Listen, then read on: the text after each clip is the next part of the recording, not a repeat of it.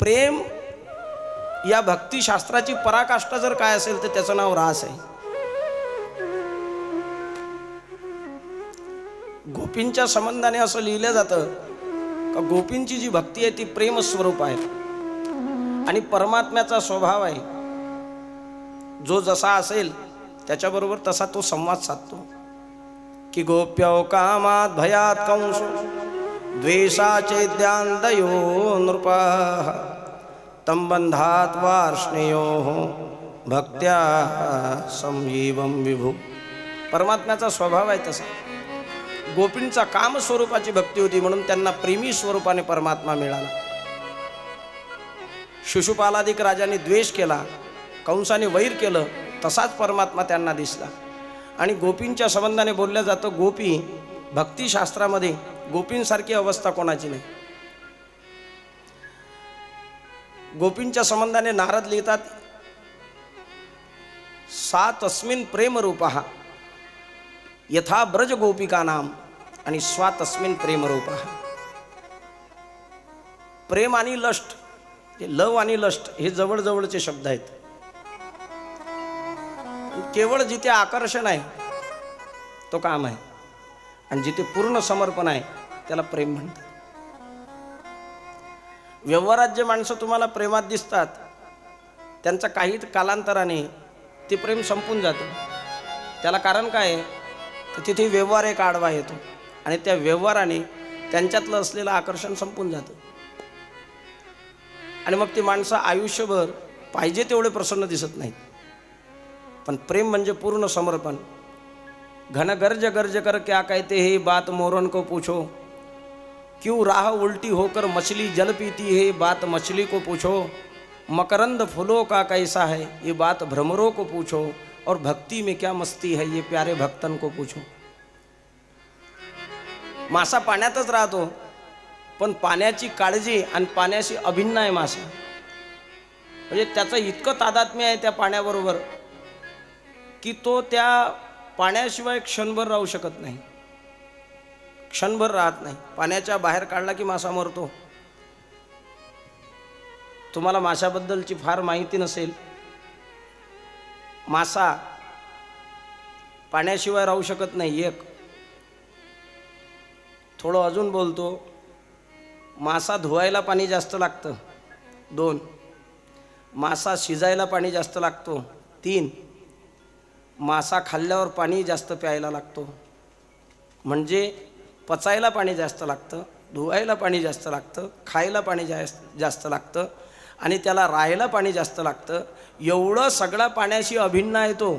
आणि एवढी अभिन्नता असून त्या पाण्याबद्दल, त्या पाण्यात राहत असताना पाण्याला माझा त्रास होऊ नये म्हणून तो उलटा होतो. हे त्याचं प्रेम आहे.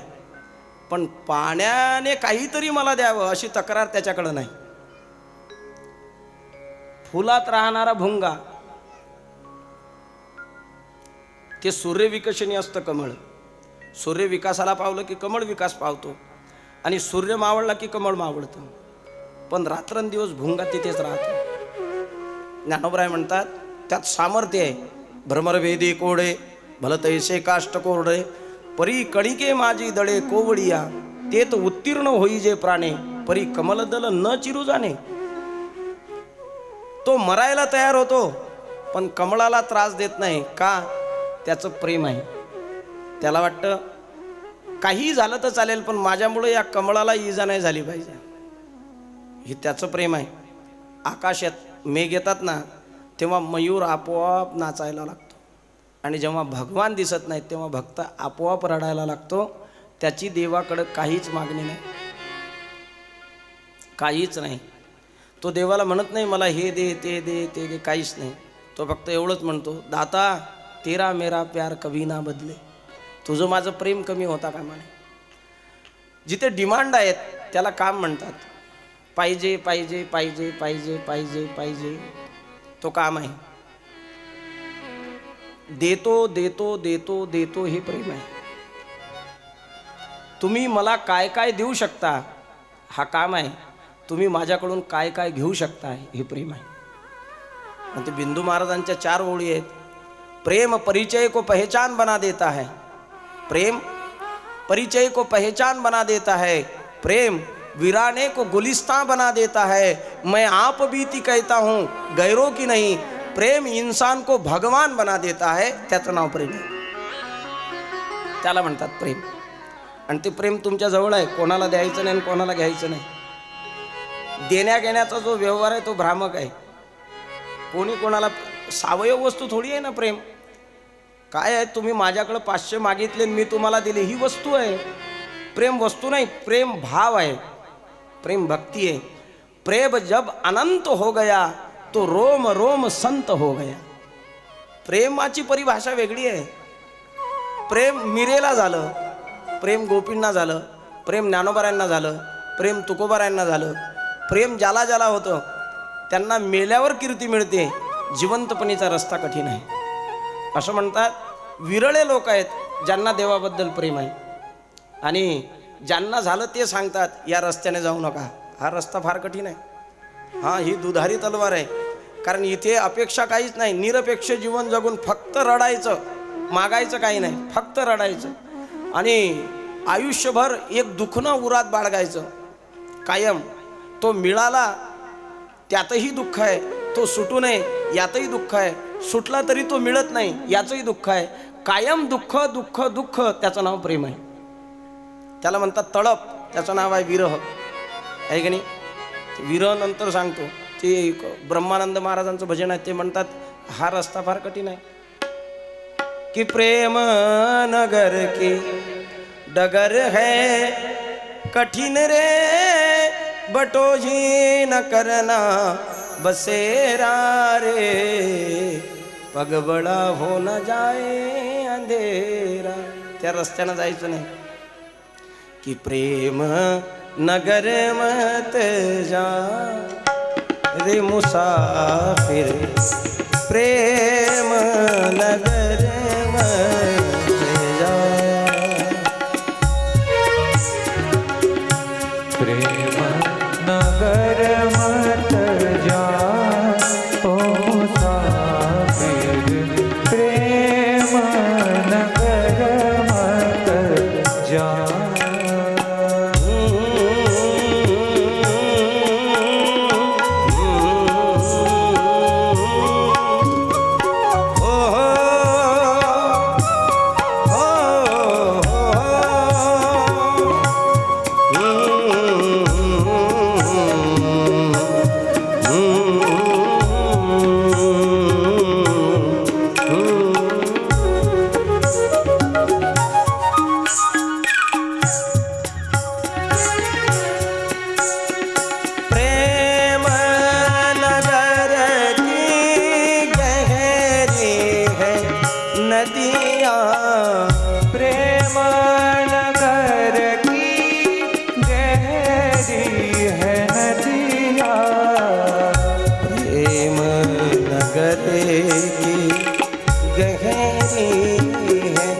नदिया प्रेम नगर की गहरी है नदिया.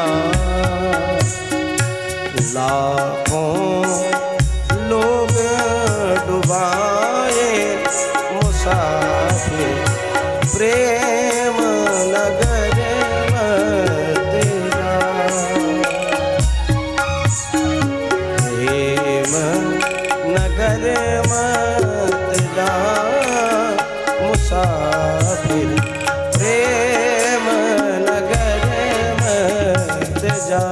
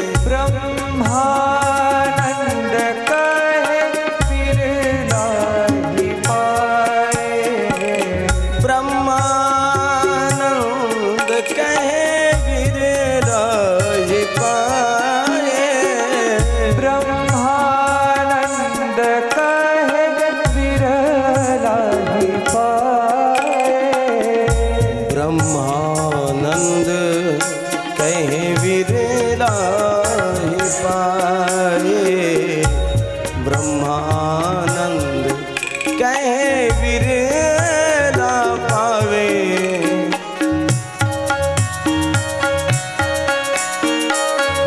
आवे पद निर्वाण आवे पद निर्वाण मुसाफिर प्रेम नगर मत जा प्रेम नगर मत जा मुसाफिर प्रेम नगर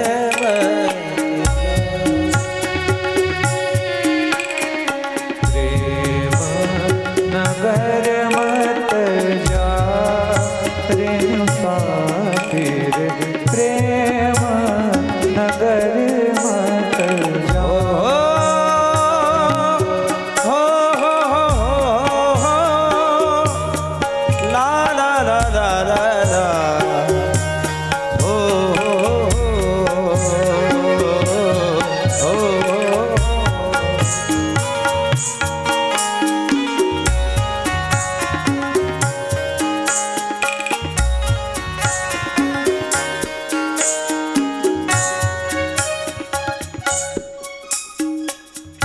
प्रतिक्षणम वर्धमानम